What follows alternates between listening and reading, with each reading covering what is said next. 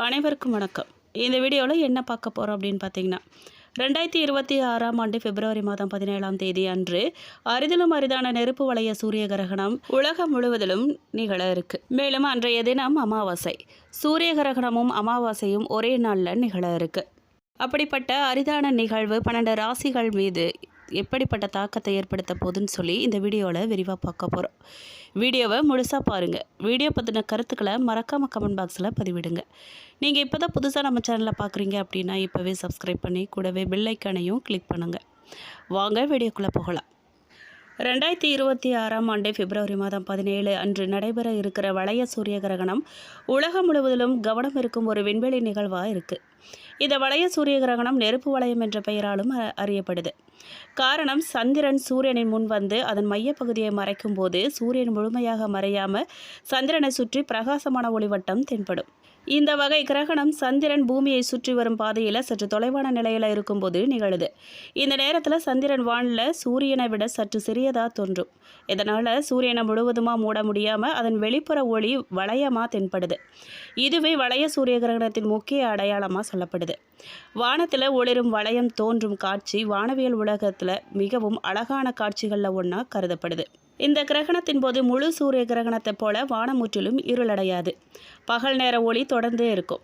ஆனால் சூரியன் ஒரு ஒளிரும் வளையமாக சந்திரனை சுற்றி தெரியும்.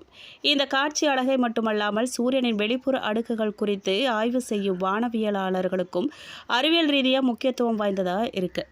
உச்சகட்டத்தில் சந்திரன் சூரியனின் மையப்பகுதியில் கிட்டத்தட்ட நிலை பெற்றது போல தோன்றும். சூரிய ஒளியை வளையத்தின் வழியாக சந்திரனின் விளிம்பில் தெளிவாக காணப்படும்.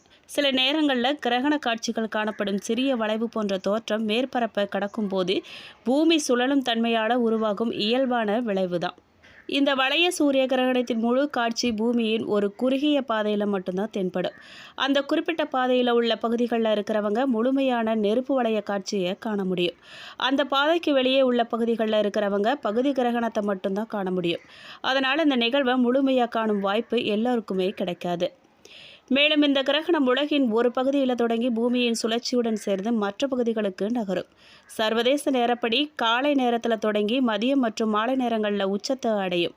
இந்திய நேரப்படி பார்த்தா இந்த நிகழ்வு பிற்பகல் முதல் மாலை நேரம் வரை நடைபெறும் காலகட்டத்துடன் ஒத்துப்போகுது. ஆனால் இந்த நேரங்கள் கிரகண பாதையில் உள்ள பிற நாடுகளுக்கு மட்டும்தான் இது பொருந்தும். முக்கியமாக குறிப்பிட வேண்டிய விஷயம் என்ன அப்படின்னு கேட்டிங்கன்னா, இந்த வளைய சூரிய கிரகணம் இந்தியாவில் காணப்படாது.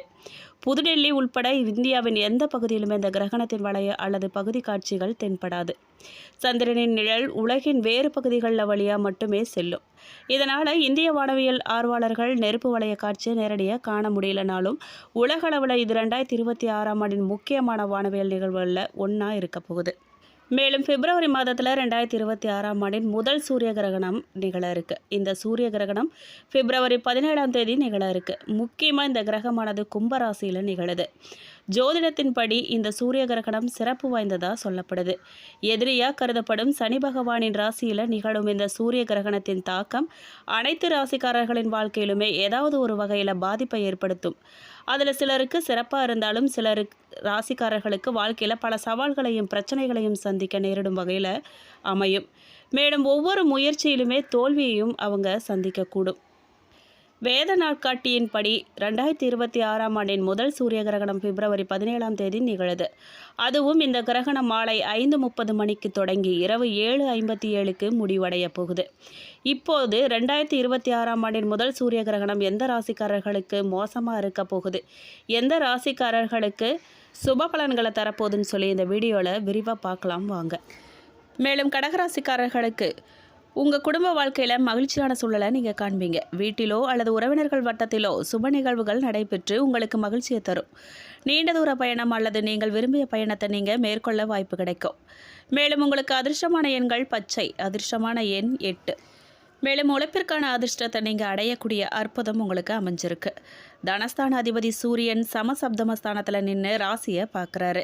இது சிறப்பான அமைப்புங்கிறதால சகல விதத்தில் உங்களுக்கு அனுகூலங்கள் உண்டாகும். மறைமுக பிரச்சனைகள் இருந்த இடம் தெரியாமல் போகும். தொழிலை அபிவிருத்தி செய்ய வேண்டுங்கிற எண்ணம் உங்களுக்கு பூர்த்தியாகும். சிலருக்கு கூட்டு தொழிலில் மாற்றங்கள் ஏற்படும். சிலருக்கு கௌரவ பதவிகள்லாம் உயர்வுகளும் கிடைக்கும். தொழில் தொடர்பாக அடிக்கடி நீங்கள் அலைச்சல் மிகுந்த பயணங்களை செய்ய நேரிடலாம். சிலருக்கு சொத்துக்கள் அடமானம் விற்று மூலமும் பணம் கிடைக்க போகுதுங்க. சிலருக்கு சொத்துக்கள் வாங்க, கட்ட, விஸ்தரிக்க தேவையான பொருட்கள் உதவியும் கிடைக்க போகுது. சிறப்பான பணவரவால் தேவைகள் அனைத்துமே உங்களுக்கு பூர்த்தியாக போகுது. கடன்கள்லாம் படிப்படியாக குறைய தொடங்க போகுதுங்க. தாய் மாமாவின் ஆதரவால் தாய்வழி சொத்து தொடர்பான சர்ச்சைகள் முடிவுக்கு வரப்போகுது. மங்களகரமான சுப நிகழ்வுகள் உங்களுக்கு நடைபெறப் போகுது. நீண்ட காலமாக நீங்கள் தீர்க்க முடியாத பல பிரச்சனைகளுக்கு நல்ல தீர்வு தேடிட்டு இருப்பீங்க. அது கிடைக்கக்கூடிய காலமாக இப்போது அமைஞ்சிருக்கு.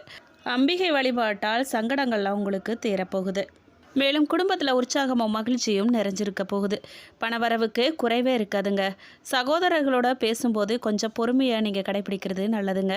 வாழ்க்கை துணை வழி உறவினர்களால் அனுகூலம் உண்டாக போதுங்க. சகோதரர்கள் உதவி கேட்டு வருவாங்க. சிலருக்கு எதிர்பாராத பொருள் சேர்க்கைக்கு கூட வாய்ப்பு இருக்குது. பிள்ளைகளால் மகிழ்ச்சி உண்டாக போகுது. உறவினர் வருகை சில குழப்பங்களெல்லாம் ஏற்படுத்தினாலும் கூட பாதிப்பு எதுவுமே இருக்காது. அலுவலகத்தில் உங்கள் பணிகளில் கவனமாக நீங்கள் இருக்க வேண்டியது ரொம்ப அவசியம். சிலருக்கு இருக்கும் இடத்துல இருந்த வேறு ஊருக்கு மாறுதல் கிடைக்க போகுது. சக பணியாளர்களிடம் நீங்கள் எச்சரிக்கையாக இருக்கணுங்க. வியாபாரத்தில் புதிய முயற்சிகள் எதுவுமே நீங்கள் இப்போ முயற்சிக்க வேண்டாம். விற்பனையும் லாபமும் வழக்கம் போல தான் காணப்படும். பணியாளர்களின் ஒத்துழைப்பு நல்லாயிருக்கும். குடும்ப நிர்வாகத்தை கவனித்து வரும் பெண்களுக்கு நிர்வாகத்தில் பொறுமையை கடைபிடிக்கிறது ரொம்ப அவசியம்.